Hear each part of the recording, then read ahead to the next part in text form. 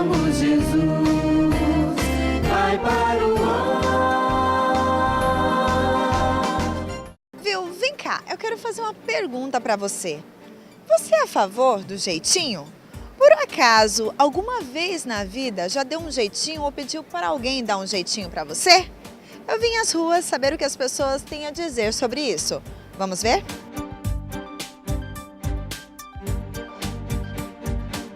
Quando a gente fala em corrupção, o que vem à cabeça? Político. Roubo, engano, mentira. Desonestidade. O senhor acha que o senhor nunca foi corrupto? Difícil, difícil falar isso. Você já deu um jeitinho brasileiro? Não, nunca dei jeitinho brasileiro. Sempre procurei fazer as coisas direito, sabe? Passar na faixa de pedestre, nunca furou o sinal, nunca estacionou numa vaga errada, que não era para estacionar. Não, já saí fora da faixa. Aí Não posso falar isso pela televisão, mas já fui.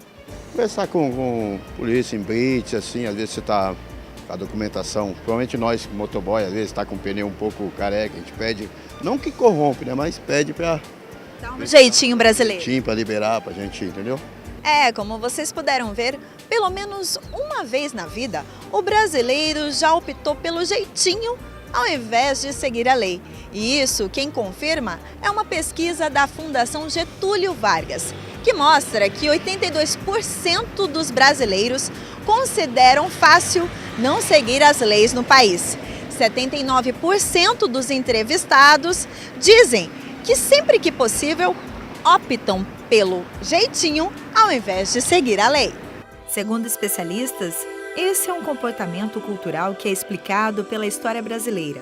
Mas apesar disso, o Brasil não é o único a ter esse problema de desvio de conduta.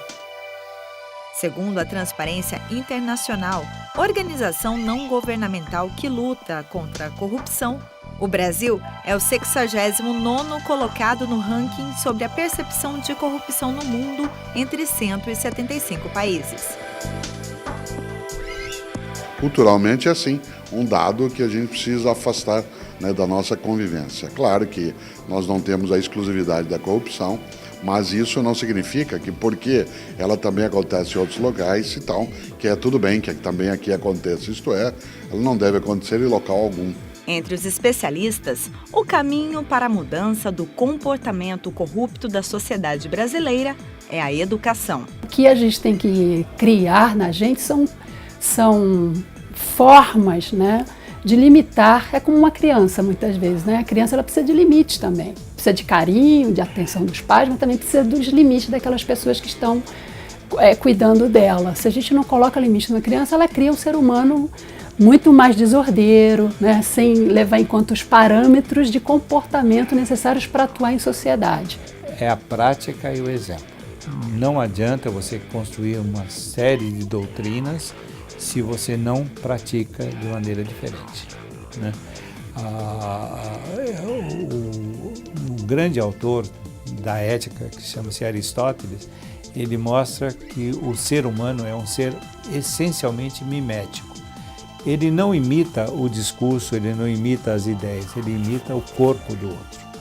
Se você tem uma atitude corporal respeitosa do corpo alheio, evidentemente você vai ensinar para o seu filho como deve operar corretamente. Quem pratica o jeitinho reconhece que esse é o caminho, mas mudar, aí é outra história. O que a gente deve fazer para mudar esse contexto? Acho que a gente, antes que nada, tem que reconhecer o erro, né? Reconhecer que o que está fazendo é errado e tentar mudar, levar uma vida melhor, né? Você tem feito isso? Não, mas seria bom fazer.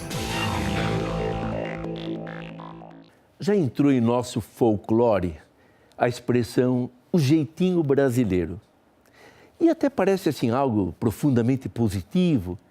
E cada um vai dando o seu jeitinho, se aproveitando, buscando uma solução segundo seus gostos e nem sempre segundo a verdade objetiva, segundo aquilo que é o melhor para todo mundo. O jeitinho. O pior é que com essa mentalidade de tirar vantagem em tudo, aproveitar, manifestar assim que há um caminho que pode nos levar àquilo que eu quero, é que vai nascendo muitas vezes a corrupção e vai dando origem a esse Brasil que a gente começou a se assustar ao conhecê-lo melhor. Mas que, como eu disse, se a realidade estava ali, se essa doença da corrupção estava já encalacrada dentro de todo o sistema político, econômico, é sinal de que o mal estava ali e que a necessidade de uma operação. E você sabe, a operação sempre é um ato de uma certa violência para o organismo. Então nós estamos tendo ocasião de, eu diria assim, de passar o nosso país a limpo, de aproveitar por uma reconstrução do Brasil. Sim, porque momentos de crise, como estamos vivendo neste ano, momentos assim não são necessariamente negativos. Nós podemos aproveitar desses momentos, para crescer, para dar um passo de qualidade. Não é isso que Deus faz conosco? A partir de nossos erros, de nossas falhas, Ele vai dando lições para nós. O Paulo vai dizer isso de forma tão bonita. Tudo concorre para o bem daqueles que amam a Deus. Tudo, até coisas negativas. O povo tem uma outra expressão que eu acho muito bonita. Deus escreve reto por linhas tortas. Nós temos as nossas linhas, muitas vezes bem tortas, e Deus vai nos ajudando a aprender que não é por aí o nosso caminho, a solução de nossa vida. Agora, o grande perigo, numa situação como essa que estamos vivendo, é de querermos apelar para a violência. Bom, já que está assim, temos que agora partir e voltar ao tempo das cavernas. Porque no tempo das cavernas, em que o homem ele tinha que se defender porque era sempre ameaçado pelo outro, pelos animais, qual era a força mesmo do ser humano? Tacape, o bastão para matar o outro, para destruir o outro, para afugentar os animais. E tem gente que gostaria de voltar a isso. E a história nos mostra que violência gera violência. Não existe, não nasce nada de bom da violência. Isso é começar com a violência familiar, né? Os pais, às vezes, querem educar os seus filhos e são violentos, fazem eles sofrer, e eles podem ser até que naquela hora se comportem de forma adequada, mas aquilo fica lá no coração da pessoa, um dia isso vai se manifestar e provavelmente esta pessoa que sofreu violência vai ser violenta com outros. E qual a resposta então? O diálogo, o amor, o respeito, aqueles valores que a democracia, ao longo dos séculos, foi nos mostrando ser os melhores.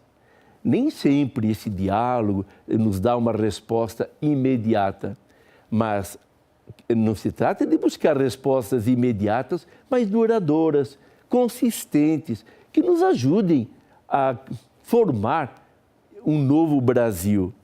E esse novo Brasil não vai ser fruto da decisão lá de uma meia dúzia de autoridades ou dos meios de comunicação. Cada um de nós é chamado a se envolver, a começar por si mesmo. Não posso exigir uma justiça praticada por políticos se quando eu posso, eu não pago impostos, eu me aproveito da situação ou até me enriqueço com aquilo que não é meu. A justiça, a prática da justiça tem que começar por nós, no respeito a coisas públicas, no respeito àquilo que é dos outros. E se houver justiça, aos poucos a paz vai se estabelecendo de forma sólida. A gente olhando para países que já evoluíram muito, que caminharam muito, a gente vê que eles não se tornaram assim de um dia para outro, mas tiveram a capacidade de aprender, inclusive, dos próprios erros. Por isso cresceram. Anunciamos Jesus, vai para